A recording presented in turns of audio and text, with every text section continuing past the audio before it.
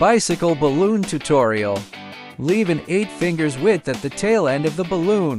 Start by making a bare ear knot. Twist a small loop bubble.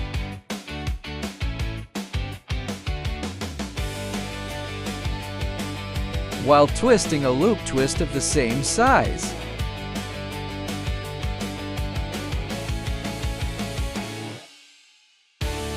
Hurry and work the air evenly to create a single bubble 4 fingers wide.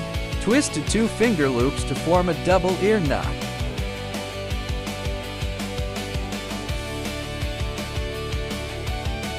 Wrap the air down around both ears to form a loop. A 4-finger single bubble. Continue twisting 2-finger single bubbles to form a double ear tie. Wrap it around both ear ties once securely.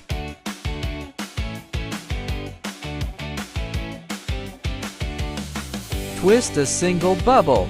Finally, make a 2-ear twist. Deflate the balloon. The remaining balloon part is wrapped around the double ear tie knot. Adjust the balloon shape. And just like that, you have a balloon bicycle.